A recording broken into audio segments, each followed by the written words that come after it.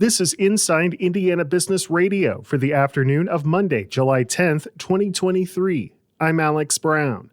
West Lafayette-based Narava is one of 61 companies from around the world to take part in this year's MedTech Innovator, a global accelerator for medical technology companies. Narava has developed a device designed to monitor and alert for the risk of sudden, unexpected death in epilepsy. CEO Jay Shah. There's currently no device out on the market that can monitor for this risk. The way the system would work is it's monitoring all of these parameters in these epilepsy patients. When it detects a dysfunction or potential SUDEP risk, it'll send an alert out to a caregiver so that they can perform preventative action. The startup aims to submit for FDA clearance for the device by next year. Narava is nearing completion of a seed funding round and also has plans for a Series A round in 2024.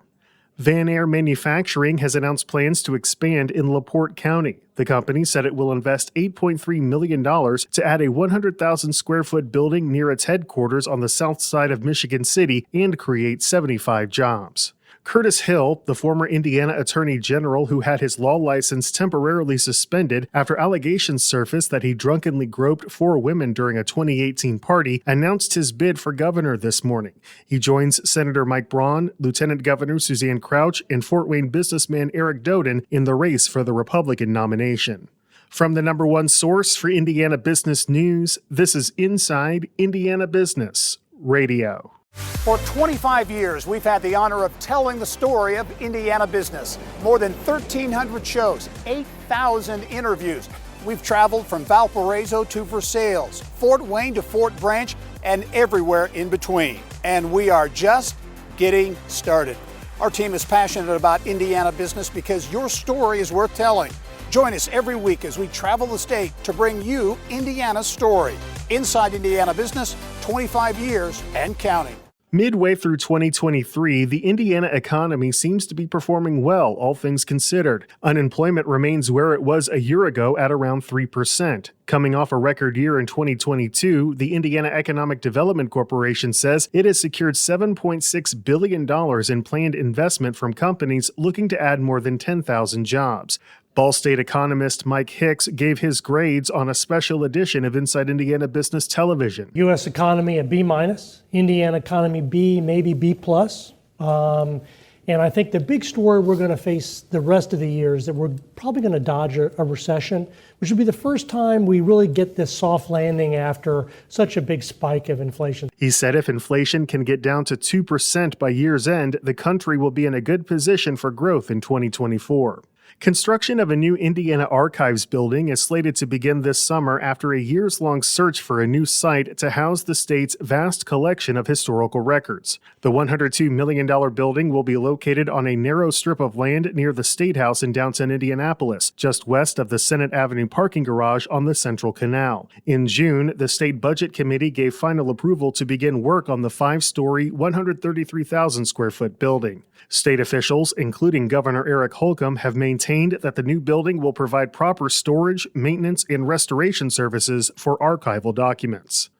The owner of the former plastics recycling company in Richmond, where a massive industrial fire took place in April, is seeking dismissal of a class action lawsuit against him and the company. Here's Gary Dick. Seth Smith and Cornerstone Trading Group claim they are not liable for damages because the property was at least partially owned by the city.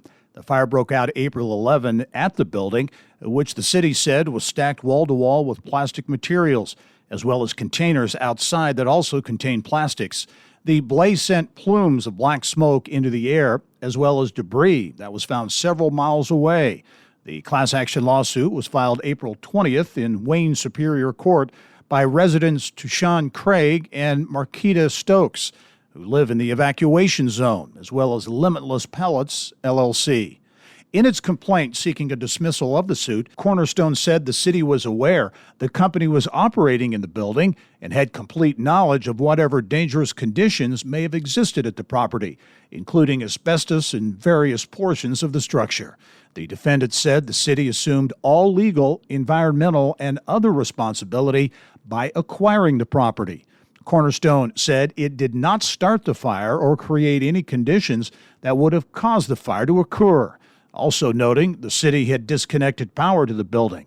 A hearing for the defendant's motion to dismiss has been scheduled for October 11th at the Wayne County Courthouse. This is Gary Dick for Inside Indiana Business Radio. IU women's basketball coach Terry Morin is this week's guest on the Business and Beyond podcast with Gary Dick, presented by PNC, a weekly conversation with high-profile Hoosiers in business, sports, and entertainment, and beyond. Available now from your favorite podcast provider. I'm Alex Brown for Inside Indiana Business Radio on Demand.